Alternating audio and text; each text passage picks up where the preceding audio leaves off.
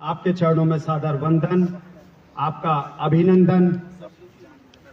मंचासीन आज की अध्यक्षता करते हुए उत्तर प्रदेश भाजपा के प्रकाश पुंज माननीय लक्ष्मीकांत वाजपेयी जी, मध्य प्रदेश भाजपा की क्रांति के रूप में दिखने चमकने वाले प्रहलाद पटेल जी, भाई साहब राजपूत जी, भाई साहब मंचासीन सेमवाल जी, सभी भाइयों को जय श्री राम, जय श्री राम, जय श्री राम।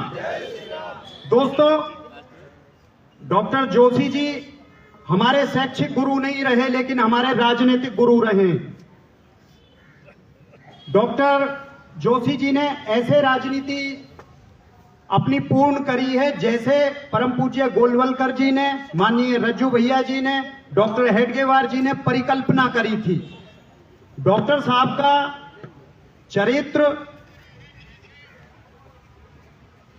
बचाते हुए उत्तर प्रदेश जैसे में राजनीति पूर्ण करना हम सबके लिए एक उपलब्धि है। डॉक्टर साहब चलती फिरती यूनिवर्सिटी हैं। डॉक्टर साहब फिजिक्स में पढ़े थे, फिजिक्स में पढ़ाए थे। अभी अद्वितीय विद्वान कई संस्कृत के बोल के गए कि संस्कृत में भी डॉक्टर साहब की गति उतनी ही है जितनी फिजिक्स में थी। हम लोगों ने जितना सीखा है, जितना जाना है, आप डॉक्टर साहब से किसी भी विषय पर वार्तालाप कर सकते हैं। डॉक्टर साहब ने जो कांग्रेस ने 5 शिक्षा मंत्री लगातार एक विशेष वर्ग से बना के एनसीईआरटी की किस पुस्तकों में जो सब्जेक्ट मैटर दूषित करा था, डॉक्टर साहब की कलम ने जब शिक्षा मंत्री रहे, आप एक झटके में उसका संशोधन करा था। जो भारत की सम्मानित जातियां चोर गुंडे मवाली से लिखी हुई थी, वो आपकी ही कलम से हटाई गई थी। डॉक्टर साहब की उपलब्धि, जब डॉक्टर साहब ने श्यामा प्रसाद मुखर्जी जी का बलिदान हो गया, उसके बाद राष्ट्रीय अध्यक्ष भाजपा जब आप बने तो आपने कश्मीर यात्रा करके वहां तिरंगा ही नहीं फहराया था, एक आतंकवाद के मुंह पे करारा तमाचा मारा था। डॉक्टर साहब राष्ट्रवाद का प्रेरणा पुंज हैं। डॉक्टर साहब वो ज्योति पुंज हैं जिन्होंने राजनीतिक कार्यकर्ताओं को ये समझाया है, ये जी के दिखाया है कि आप चरित्र बचाते हुए ईमानदारी से अपना जीवन ही नहीं चला सकते, राजनीति के चरमोत्कर्ष पे पहुंच सकते हैं। और डॉक्टर साहब कंधे से कंधा मिला के अटल बिहारी वाजपेयी जी की सरकार में चले ही नहीं थे। योजना रचनाओं में जिस हिसाब से आपका हस्तक्षेप था, आपका मार्गदर्शन था, आपके तैयार करे हुए शिष्य आज बड़े बड़े पदों पे बैठे हुए हैं, चाहे वो राजनीतिक क्षेत्र हो, चाहे वैज्ञानिक क्षेत्र हो, चाहे सांस्कृतिक क्षेत्र हो। आप डॉक्टर साहब से सीखने की कोशिश करो। हम महापुरुषों को पढ़ते हैं।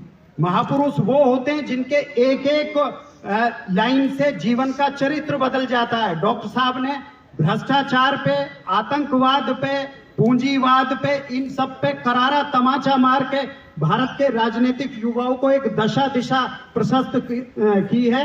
मेरा सभी भाइयों से अनुरोध है, डॉक्टर साहब से जितना सीखा जाए उतना कम है।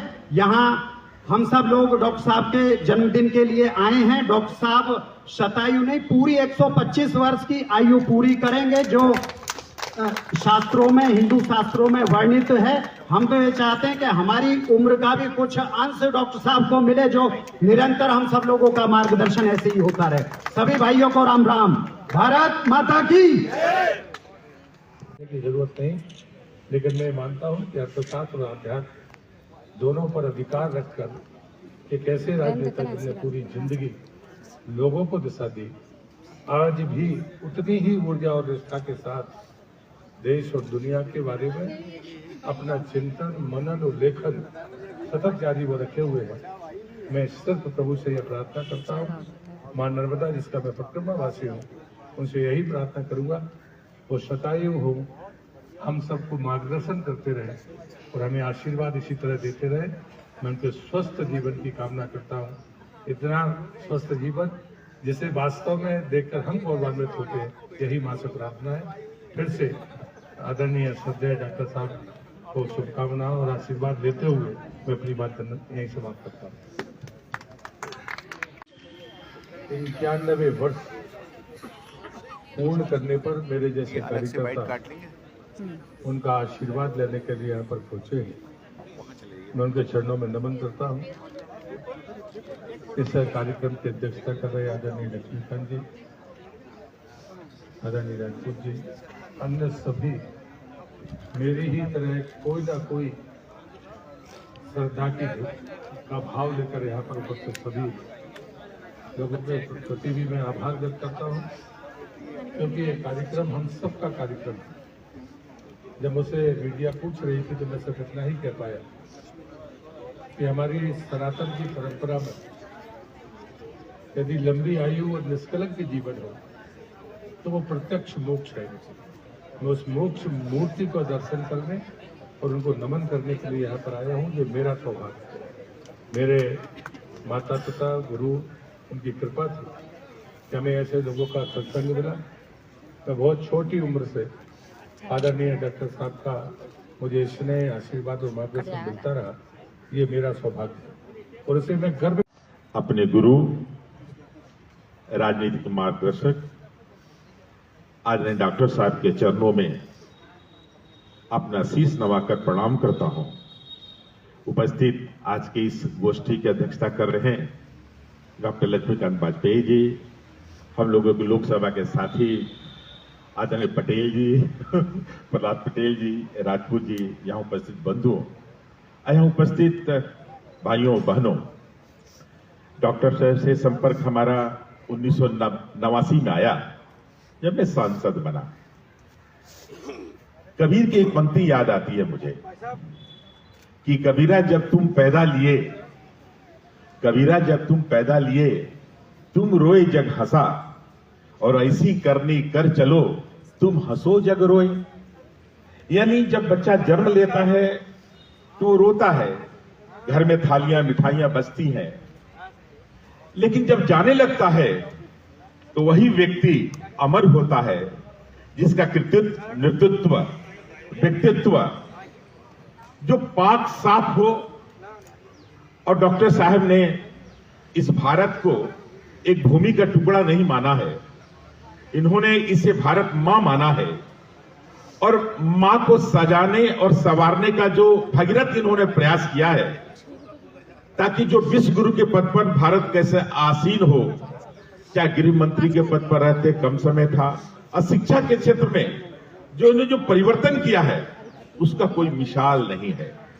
मुझे वो भी दिन याद है 1992 का, जब बिहार एकत्र हुआ करता था, झारखंड अलग नहीं हुआ था, जब देश के आतंकवादियों ने चुनौती दिया था कि श्रीनगर के लाल चौक पर भारत का मान सम्मान और स्वाभिमान का तिरंगा झंडा हम नहीं फहराने देंगे, तो भारत मां के लाल डॉक्टर साहब ने उस चुनौती को स्वीकार किए और कन्याकुमारी से लेकर श्रीनगर तक की यात्रा इन्होंने प्रारंभ की, पूर्व वक्ता जैसे बताए हैं।